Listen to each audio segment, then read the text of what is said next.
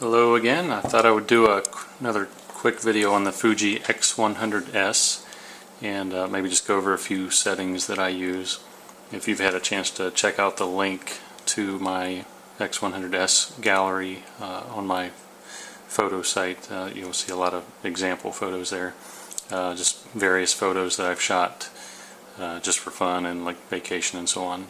So I guess I've had the camera now for about 3 or 4 months, I don't remember exactly, but you know, it is everything that you've heard that it is if you've been reading the reviews and so on. The image quality is just outstanding. The high ISO image quality, as far as how much noise there is in the photos, and keep in mind I always shoot RAW. I know a lot of people like to shoot JPEG on the Fujis because they do have really nice colors and really good noise suppression, but I like to shoot RAW just because it's easier to correct things like white balance, and there's a little more leeway with editing.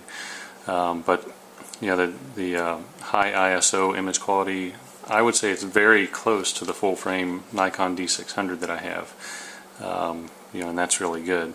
The D600 is, as far as noise goes. You know, all the way up to 6400. I think, you know, the X100S, it's really close to the D600. It really, in practical matter, there's really no difference. You know, if you want a pixel peep, you can definitely see a difference, but there's really not too much difference at all. And this is an APS-C size camera as far as the sensor goes, and of course the D600 is a full frame 35mm sensor. Probably see this battery sitting over here. Something I discovered actually is that this battery is what came in my old Fuji F30. It's a point and shoot camera, and this battery actually works in there. It's the Fuji NP95, and you may have heard some people complain about this. When you put the battery in, you know, this is the correct way it goes in. Basically, if you look at the rounded part right here, you'll see that the battery is a little bit rounded on one edge. And actually the newer batteries, I think, have this orange part, and it's only on one side. And there's a, you know, if you put the orange part in next to the orange battery release here, you put it in right every time. But some people have complained because you actually can put the battery in backwards. It will go in the wrong way and the camera just won't turn on. I mean, it's not a really big deal. I don't know who would honestly have a true complaint about that.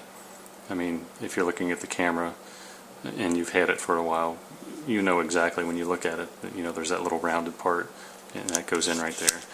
And you get it right every time, so really no need to complain about something like that. But this battery does work in there if you do have one of those.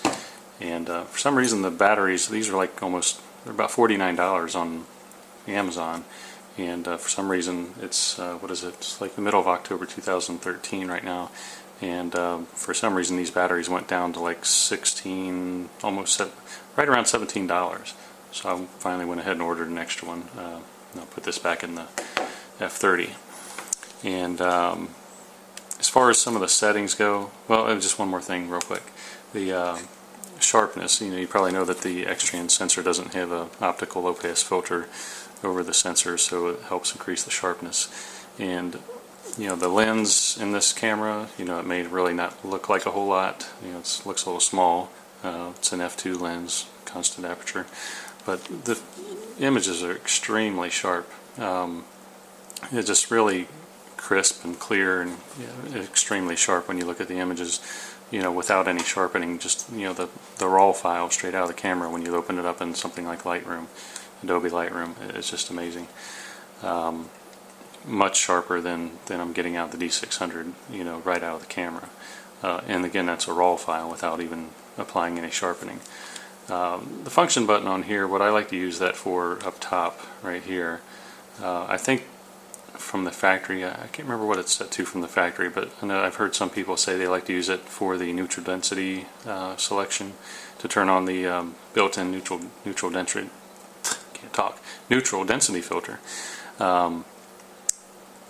So if you're out shooting in a bright daylight and you want to use f2 and you're kind of bumping up against the shutter speed limit for f2, the maximum shutter speed, you can turn on the neutral density filter, and that'll naturally make the image a little bit darker, so you can open it up to f2 and not go over the maximum shutter speed.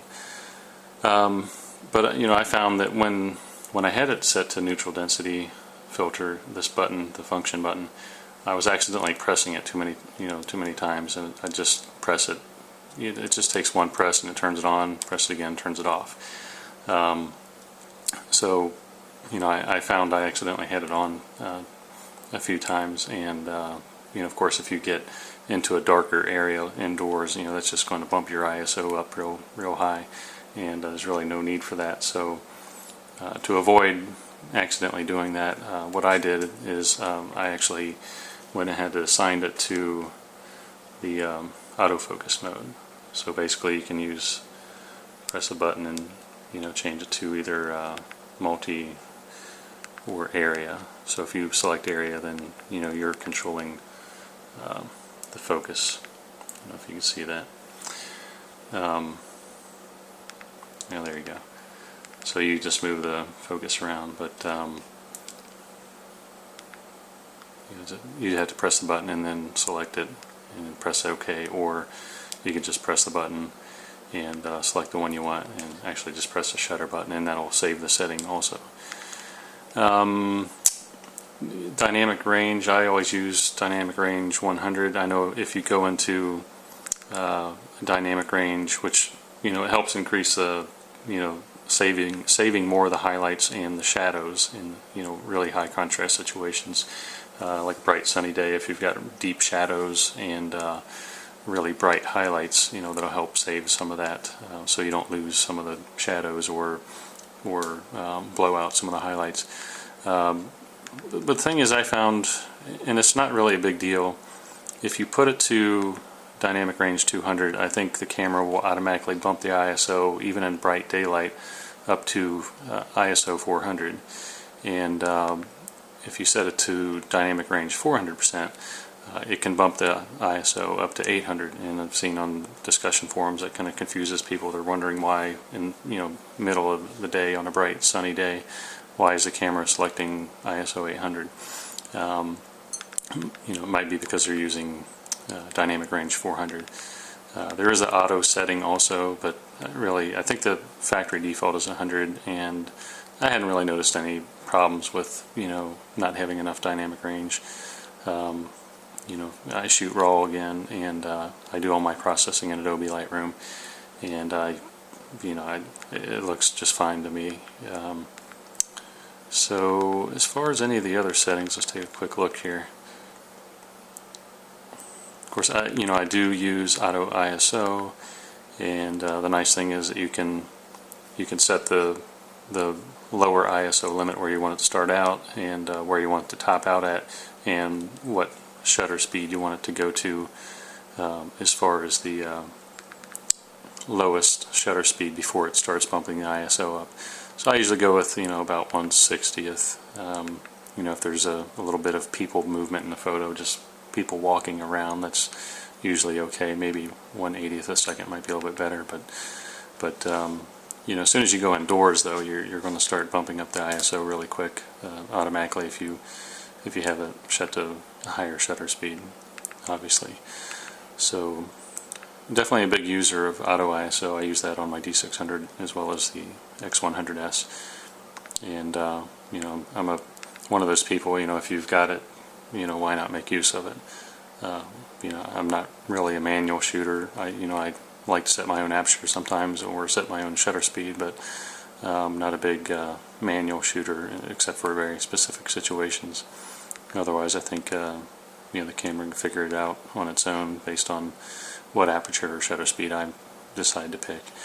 Film simulation doesn't really matter because it's shooting RAW, and let's go on down. Like I said, the function button, I have that set to the autofocus mode. I do have the framing guideline on. I do have the manual focus assist for, the peaking, and I wish they would set that to a different color. Actually, the white is a little bit hard to see when you're trying to use the focus peaking. See if there's anything relevant here. Go over to the other settings and the setup.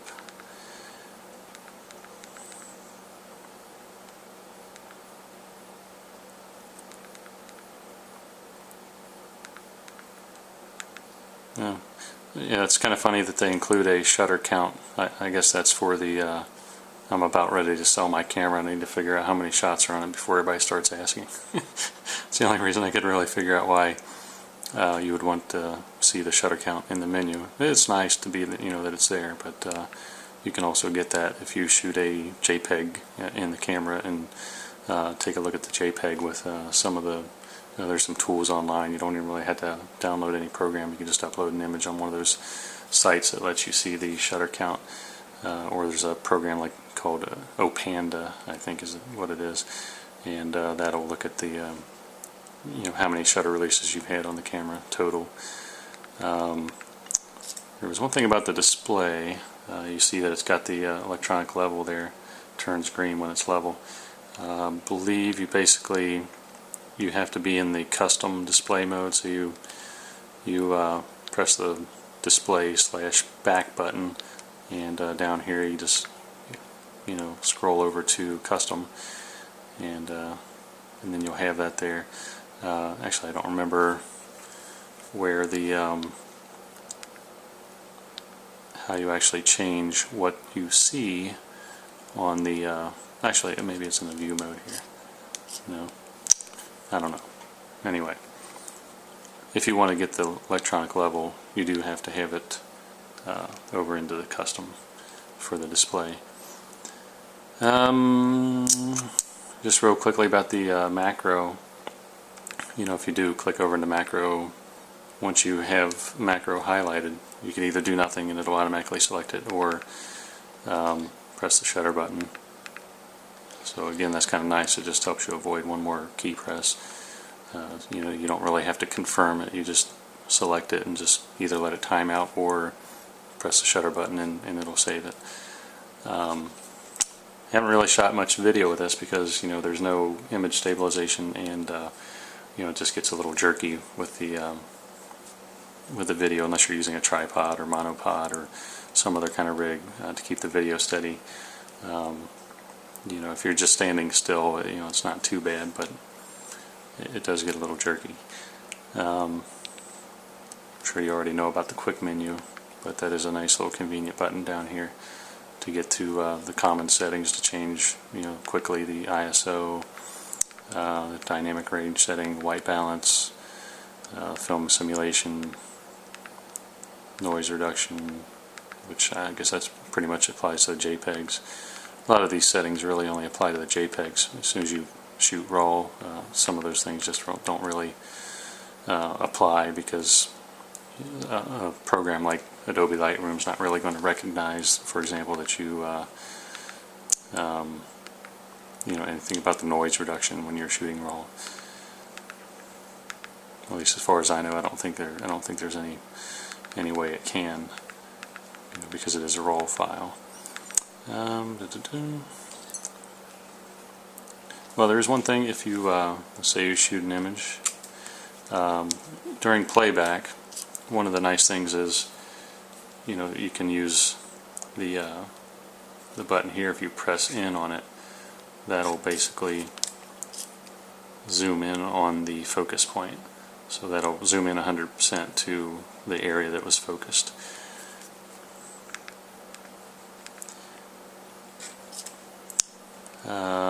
As far as the focus speed, there's people complained a lot about the original X100 and the focus speed, but X100, I wouldn't say it's slow, but if you're used to something like a DSLR or Micro Four Thirds mirrorless, like an Olympus or Panasonic, you know that those are very fast focusing.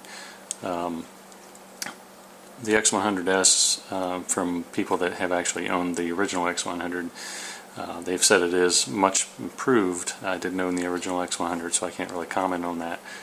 But the whole lens assembly, you can see you kind of see how it pumps back and forth when it focuses, and I think that kind of slows it down a little bit. Maybe it would be a little bit faster if it didn't have to move the whole assembly back and forth like that. So I don't know if maybe if in some future release, the outside of the lens would actually not move at all, and it would just be totally internal focusing, which would probably speed it up. I think some of those lenses for the lens that came out, like the 18-55 millimeter, for like the XE1, X Pro 1, XM1, XA1, all the interchangeable lens Fuji mirrorless cameras. I think that has some kind of internal focusing that is probably quicker than this, but I don't have one, so I can't really comment. I did have the original, well, not the original, the only X Pro 1. I had the X Pro 1 with the, what was it, the 35 millimeter f1.4, which was basically a 50 millimeter lens equivalent, and that lens, the whole front of the lens kind of moved back and forth, and so it wasn't really super fast for focusing. But I think that newer 18-55 that they released kind of takes care of a lot of that. Anyway, overall, I am very, very happy with the camera. I love how it feels. I love how it looks. And by the way, I do need to get a new LCD protector. I've got an LCD protector on here, and I accidentally touched it as I was applying it. So there's some, there's a little bit of bubble, and there's a little bit of a area where it's not totally clear, and maybe find something that's a little bit less reflective also. But anyway, I do love the camera. Everything about it's just really, really well built. It's got a good weight to it. It's not heavy, but it's not light. The case that comes, the leather case that you get, this is just the half case. The other part kind of goes over top, but you have to take the lens hood off. That's really nice, really good quality, and looks great. And the bottom part of it's a little bit grippy, so it won't kind of slide off your shoulder. But yeah, overall it is just what everybody says it is. It's a really well-made camera. Really excellent image quality, and I think it's definitely worth the price, considering what else is out there. And really, in the right situations, when with somebody that kind of knows how to handle the camera, and I'm not perfect. I'm not going to claim that I am, but when you get the the picture right, it's the images will just blow a lot of the other cameras out of the water, and that even goes for some of the full frame cameras. And really, honestly, if I think my dream camera would be the X100S with a permanently attached, maybe say f2 constant aperture f2 lens, but a zoom lens from like 24 millimeter to maybe say 100 or 120 millimeter equivalent. That would be like an absolutely perfect camera. A 35 millimeter field of view with this permanently attached lens. It's great, but it does obviously have its limitations, and so that's why I find myself still carrying around the D600 sometimes with the very heavy 28 to 300 lens attached, or the 24 to 85 millimeter, which is a lot more compact and not nearly as heavy as the 28 to 300. But anyway, if I could, I would just use this by itself, but I still do need another camera, just because I can't zoom in. If you're at a zoo, for example, and what the subject, lion or giraffe, whatever it might happen to be, if it's like 75 feet away and you're wanting to get a little bit of a closer shot, what are you going to do? Jump over the fence and chase the lion through the enclosure, or the lion chase you probably? But so there are those obvious limitations, and I think everybody knows about that before they buy the camera. So But anyway, you do often need another camera. So I guess that's it. I don't really have too much else to say about it. I don't think I probably needed